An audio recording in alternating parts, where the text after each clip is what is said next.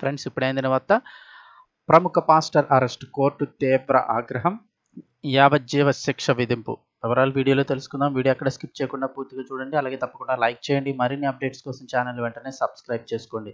ఇంకా వివరాల్లోకి అయితే కనుక వెళ్ళిపోదాము. మతం ముసుగులో అత్యాచారం, ప్రముఖ పాస్టర్కు యావజ్జీవ శిక్ష.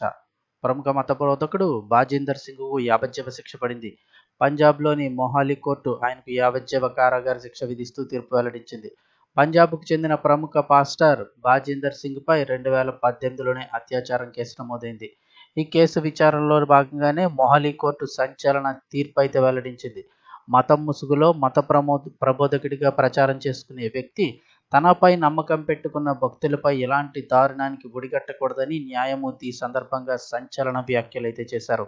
ఈ మేరకు ఆయన అభ్యర్థించిన క్షమాభిక్షను సైతం కోర్టు కొట్టివేసింది.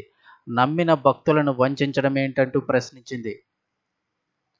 అతను ఓ ప్రముఖ మత ప్రబోధకుడు, ఆయన అందరూ కూడా పాపాజీ అని అయితే పిలుస్తారు. అలాంటి స్థానంలో ఉన్న వ్యక్తులు ఇలాంటి పనులకు పాల్పడితే కఠినంగా శిక్షించాల్సిన అవసరం కోర్టులపై ఉంది. బాజీందర్ సింగ్కు యావజ్జీవ కారాగారం విధించడం అయితే కనుక సంతృప్తినిచ్చింది అంటున్నారు. అతడు జీవితకాలం మొత్తం ఇక జైల్లోనే ఉంటాడని మొహాలీ హైకోర్టు న్యాయవాది అనిల్ సాగర్ తెలిపారు.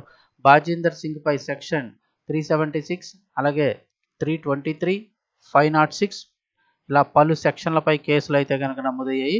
పోలీసులు నిందితుడిని అరెస్ట్ చేసి పాటియాలా జైలుకి అయితే కనుక తరలించారు.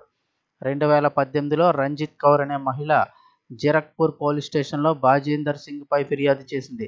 బాజీందర్ సింగ్ తనను లైంగికంగా వేధించాడంటూ ఫిర్యాదులో పేర్కొంది. విదేశాలకు పంపిస్తానని మాయమాటలు చెప్పి తనపై పలుమార్లు అత్యాచారానికి పాల్పడ్డాడు అంటూ ఆ దృశ్యాలను వీడియో తీసి బెదిరించాడని ఆమె పోలీసులకు ఇచ్చిన ఫిర్యాదులో పేర్కొంది. ఆమె ఇచ్చిన ఫిర్యాదు మేరకు పోలీసులు కేసు నమోదు చేసి విచారణ జరిపారు. ఇక కోర్టు అయితే కనుక ఇతనికి యావజ్జీవ కారాగార శిక్ష అయితే కనుక విధించడం జరిగింది.